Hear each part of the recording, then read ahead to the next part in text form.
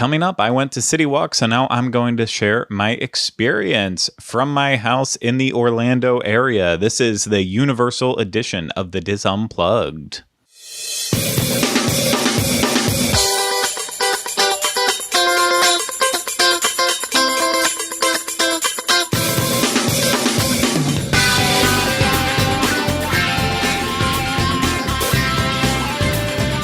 This is episode 260 of the Diz Unplugged Universal Edition.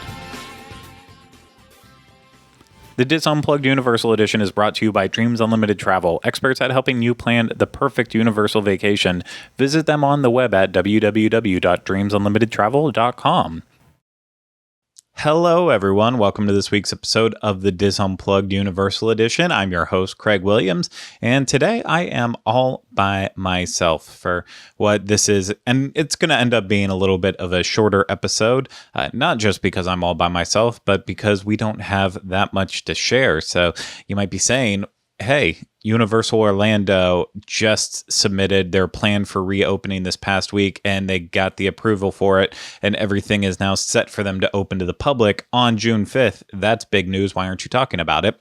Well, the main reason why we're not going to talk about it this week is because we already talked about it a few days ago. So Rhino and I got together right after the proposal was finished with the Orange County Economic Task. I'm not going to say it right. The task force, the Economic Recovery Task Force. That's what I wanted to say. Rhino and I did a live stream for about 50 minutes where we broke down everything that Universal Orlando discussed in their plans to reopen, and so we already put all that information out there, and in the time since we did do that show, there has been some updates. Pretty much the next morning after that show, Mayor Jerry Demings did sign off the plans and sent them to Ron DeSantis, and pretty quickly after that, Ron DeSantis, governor of Florida, did approve those. So now Universal is all set to go ahead and open up on June 5th to the public. They're still going to be doing their June 1st and second opening for team members only, and then third and fourth for invited guests. So we'll have more details about that as it gets closer, or when they decide to release that information, which I believe will be when it gets closer to that time. But in terms of the general public opening, June 5th is set in place. And beyond that, after they did say that the plan was completely approved by Governor DeSantis, not a lot actually changed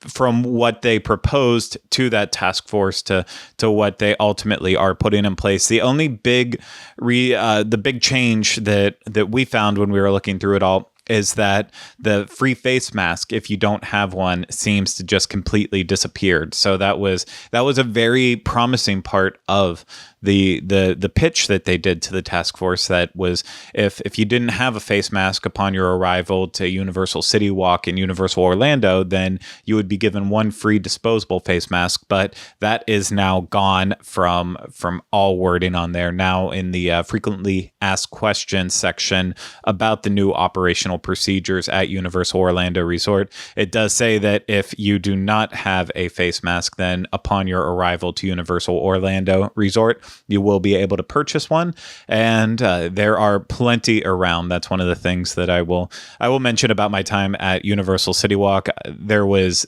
more than enough masks if you did not have your own. If you still don't have your own, you can show up and you can easily get one for every single person you know, and probably a lot more. And beyond that, the only other thing I really wanted to go over in terms of any changes since we did that original live stream, which hopefully you already watched, they kind of, we didn't really touch on Volcano Bay as part of that. So I want to make sure that we here on this one, I go over what was really put out there in the FAQ that Universal released, because Volcano Bay was kind of a question mark for us. But the time that we recorded, this information wasn't out there yet, but then it came out quickly after. But so I'm just going to read off a little bit of what they said in terms of Volcano Bay. And so in the FAQ, it says, how will you implement social distancing guidelines at Volcano Bay?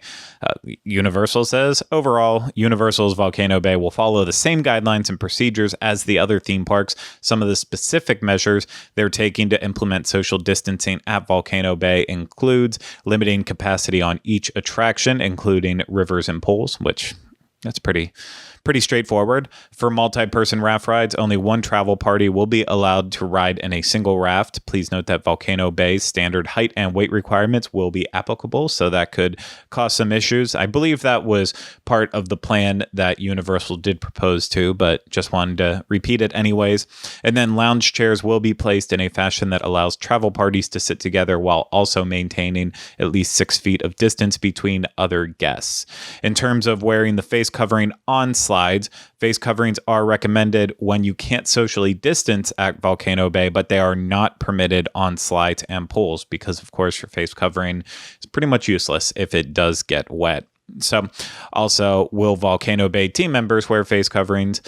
Face coverings will be required for team members in the dry rolls, but team members in the wet rolls, the lifeguards out there, they will be wearing, I will not be able to say this right. I've looked it up 6 times and it makes no sense.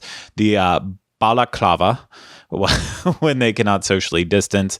And of course, they kind of have to follow the same rules as guests that they can't wear any of the face coverings on slides or in pools for those safety reasons. And just in case people weren't wondering, the Tapu Tapu wearables will be clean and sanitized like they always are. They would not give out those little Tapu Tapus without them being very clean. So I think that's pretty much the gist of it. So only other thing too was that guests will have to wear face coverings on all attractions. The only exception will be for attractions that include significant amounts of water as part of the experience, as well as Volcano Bay's slides and pools. Hand sanitizer, like we talked about in that live stream, it will be everywhere, including prior to getting on a ride vehicle.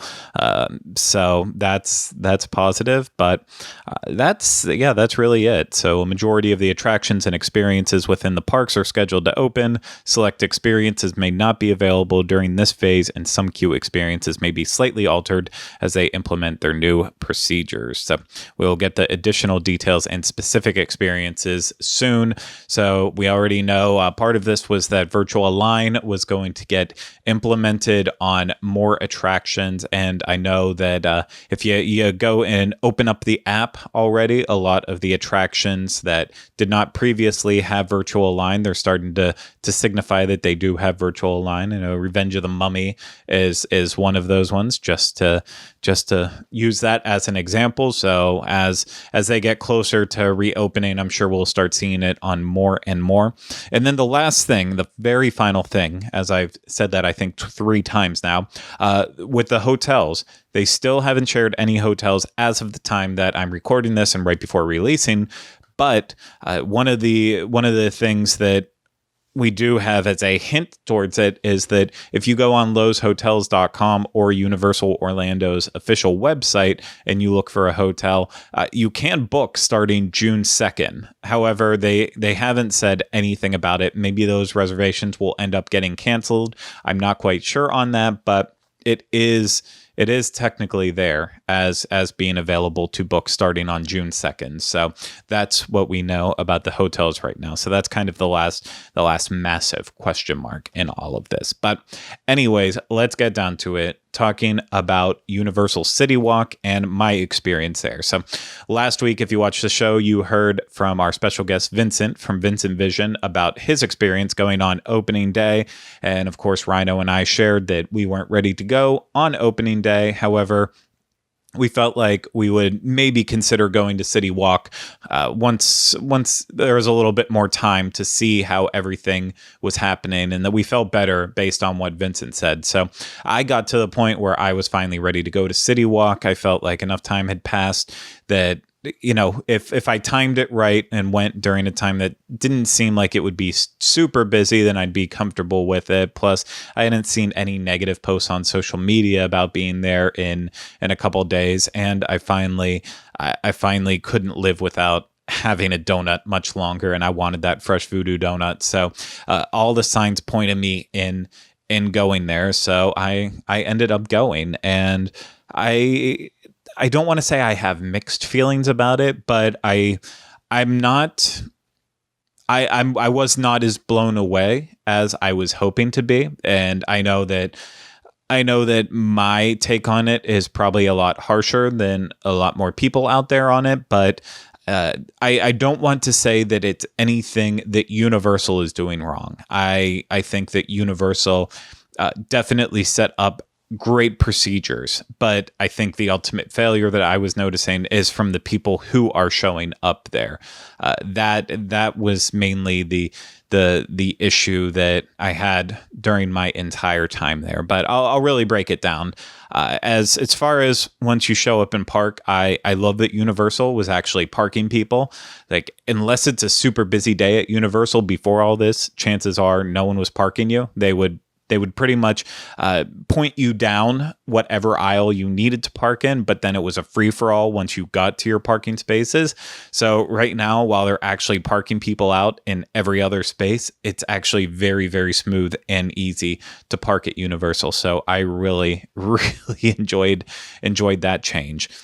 When I walked up to the temperature screening area, no one was there. So I timed that really perfectly, that it was just completely empty. So I had no issues with having to wait and space out the 6 feet apart. It was a quick and easy process. I didn't film it because I know other people have filmed the entire temperature check, and I guess there's nothing wrong with it, but something about it, like especially if I was to capture someone else getting their temperature checked, I feel like that's almost a violation of their privacy, but that's just me on it. So I didn't actually film that entire area, but just my experience of walking up. It was quick, easy, and painless. I will say we went on a day that was it was about 90, I think 96 when I got out of the car. So even in the parking garage where there's no sun coming through, just the amount of heat and humidity in the air was pretty terrible. So even with that, still didn't have a problem passing the temperature check. But I can imagine that as it gets hotter, it will get worse, because it was already 100 degrees one of the days this past week, and on that day when it's 100 degrees outside already, and that's your base. I know that's not your body temperature base, but when that's the amount of heat there, I could imagine it could start causing issues very quickly with it. But it was, like I said, painless. I didn't feel like there was any invasion against me at all with the temperature check. Simple outside the face temperature gun. Like, it really could not have been any easier. I will say, when we left, the crowds had finally shown up, and it was really, really bad at that point. No one was distancing in those lines. Some people were trying, but then other groups were not being as respectful. And there was only, when we went, there was only one team member there,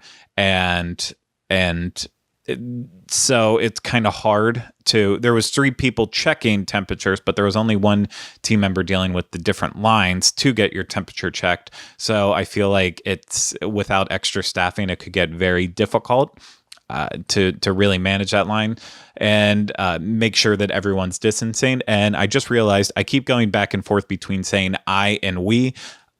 I'm talking specifically about my experience there, so that's when I'm using I, but my wife was with me too, because she wanted to try it out, just because, it seemed like the perfect environment for her to get back out there and start experience the world a little bit more, where there's plenty of hand sanitizer around, people are washing their hands constantly, face masks have to be worn, and distancing. So she gave it a shot. I'm not speaking on behalf of her.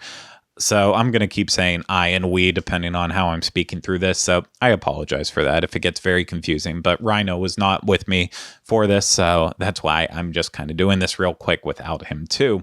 But anyways, that I feel like that will back to like only one team member being there, kind of separating people in the different lines for the temperature check. I feel like that's going to be the one recurring trend is that Universal set up really good systems, but in terms of the amount of team members they had around, I feel like it was kind of lacking. They could have a lot more. But moving on, temperature check is right before you have the walkways to get to the security hub area, and at that point, security was pretty much painless as well too. Again, in this area, for some reason, when we were there, the security areas that were open didn't have distance markers on the ground. So people just were, it was a kind of a free for all. And the gates to, or the metal detector areas that did have the distancing markers, those were all closed off, but you could still kind of see the general distance that you're supposed to keep. But because the ones that were open didn't actually have the markers there, people just kind of ignored it. So that was a little frustrating, but they were sanitizing the baskets, I think, pretty much every single time after someone used them. So in terms of being clean, they were definitely being clean. And so moving on through to City Walk, at that point, again, people were kind of just bunching up into groups, walking, spreading out very far. And I'm not talking about people who separate parties. I'm talking about big parties were just like taking up the entire walkways, not really paying attention to anyone else around them. So that was getting incredibly frustrating that you had to follow behind a really slow person, slow group if you wanted to keep your groups together, and that they weren't being conscious of the other people around them. But again, I'm going to keep repeating this over and over again because that was the recurring trend. But once we got into City Walk, the entire area, and, you know, have the sign in front of us that says City Walk, Bubba Gump's on our left, movie theaters on our right, then it was pretty chill right at the very beginning. So not a lot of people were there, but immediately hand sanitizer is pretty much everywhere. It's not that hard to find hand sanitizer. So there was a couple just outdoor ones set up, but then if you needed some, of course, inside all the restaurants and the shop that was open, there was plenty available. So that way you could clean up. And it's one thing that I kind of wish that Universal would do that Disney's done is have the portable sinks for hand washing. So I haven't used them at Disney, so I can't speak about them in that way, but I will say that with City Walk, you know, there's bathrooms inside the venues, the sit down venues, as well as 2 or 3 public bathrooms in City Walk. So there's sinks around that you can wash your hands, but at the same time, I feel like it could really benefit by having more accessible sinks just out in the open to remind people to wash their hands. Because I know when we were waiting for a pizza at Red Oven Pizza Bakery, that's right next to where the bathrooms are located in the one area of City Walk. And I can say that in the 10 minutes that we stood there, we didn't watch a single person go in and out of the bathroom. So if people aren't going in and out of the bathrooms, that means they're also not washing their hands.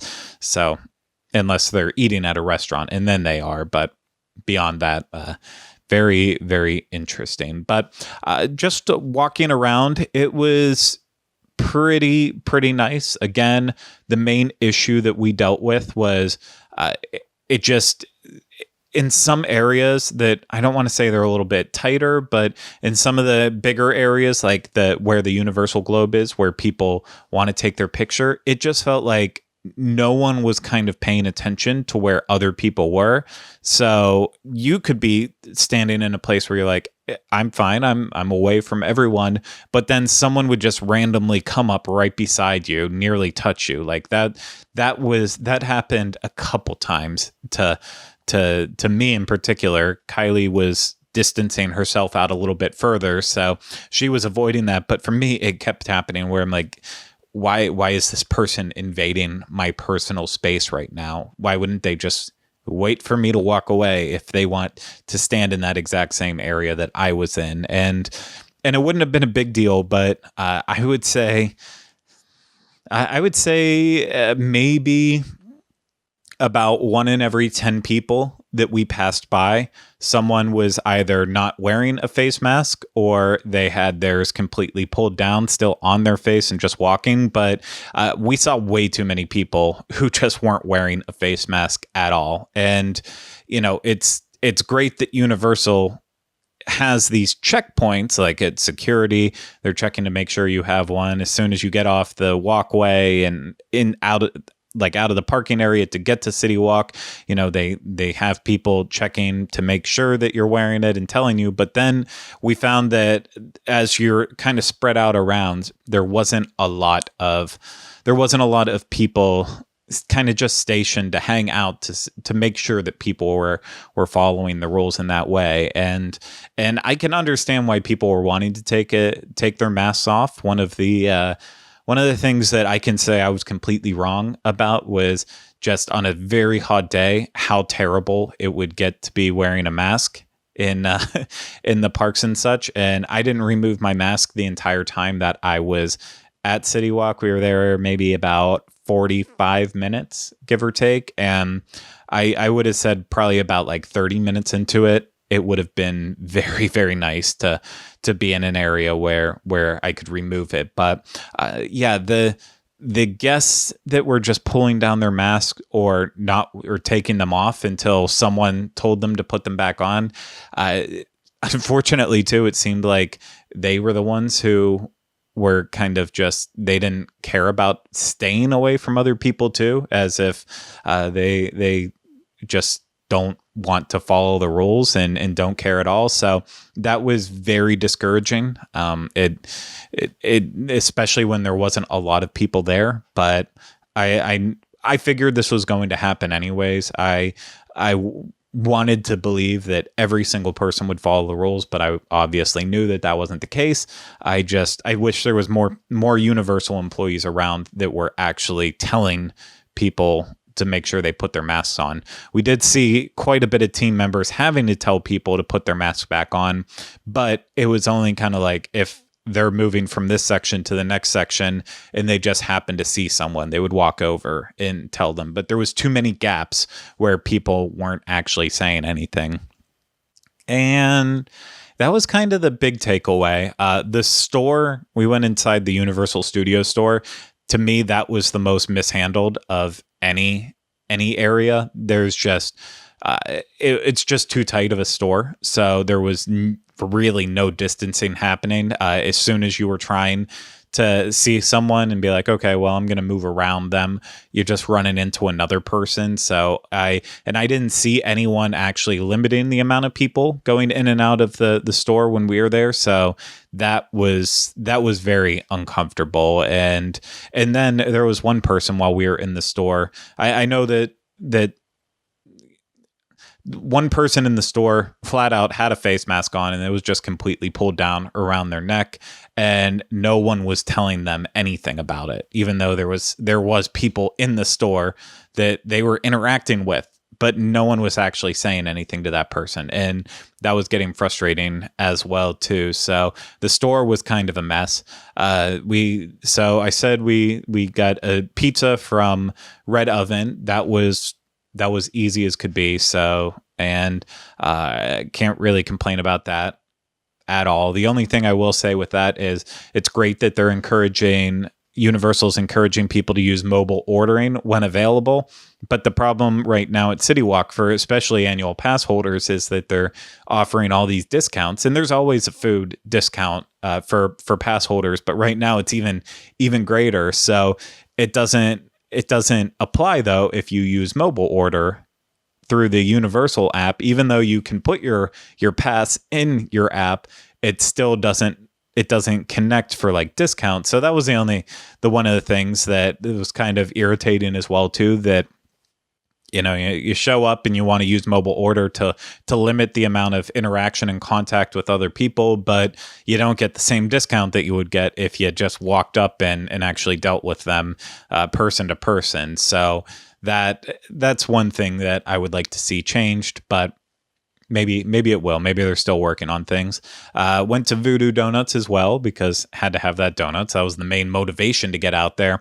And again, can't really knock anything on there besides the other guests in there that just weren't paying attention to markings, and that's going to happen if other people aren't taking it as seriously as you are, then you're going to notice that stuff all the time. And I know that's how I am. So it's frustrating, but just kind of it's just kind of the way it's going to have to be. So that was all we did though. But like I said, about 45 minutes there. Most of the time was spent waiting for pizza to be ready, but it was definitely not as controlled as I thought it was going to be. Like I said, I just expected everyone who was going to be in the same mindset that I was in, that, it's keep the mask on, and there's plenty of room to walk around in CityWalk, so there's no need to come within 6 feet of other people. There was just way too many people out there who just ignored it, didn't care. And so that caught me off guard. But again, that's not something that I can knock Universal on. I can knock them on not having enough team members around to make sure that people are following the rules and policing everything. But ultimately, it does come down to hoping that the other guests who are there have the same respect for the rules that you do. And the time that I was there just might have been a fluke. So I don't want to say that that's how it is all the time. I would definitely go back to CityWalk in this period, and I will probably be at the parks when they reopen as well too. But I'm going to make sure that I'm paying more attention to where other people are the next time, if other people aren't going to pay attention to where I am. I think that's kind of the biggest takeaway. And other than that, it felt like a safe environment. So all the feedback that I heard was pretty much right on for the most part from other people. So if you're here and specifically in Florida and you're still on the fence about going, I would recommend it. Just say, again, pay attention to the other people around you, because it's very unlikely that a lot of people are going to be paying attention to you. So that's my thoughts on being at Universal CityWalk for the first time since it reopened.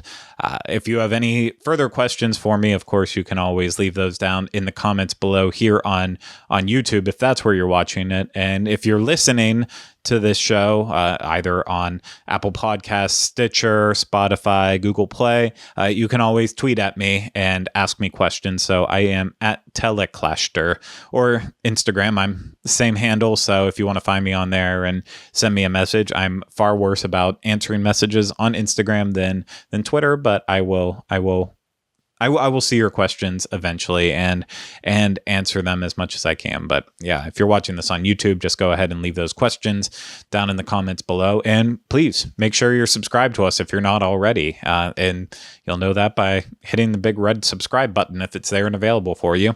And if you hit that bell right next to it, you'll get notified when we have new videos come out as well for Universal and Walt Disney World, Disneyland, all the other topics that we cover.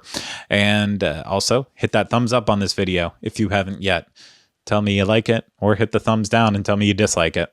Either way, let me know by hitting that button. And again, if you're listening to this, Apple Podcasts, Spotify, Stitcher, Google Play, make sure you're subscribed if you can, and leave us feedback, ratings, and reviews as well too. So thank you so much. If you need further information beyond everything I just said, DizUnplugged.com. That's the home of our show notes page for this show and all the others on the Diz Unplugged podcast network.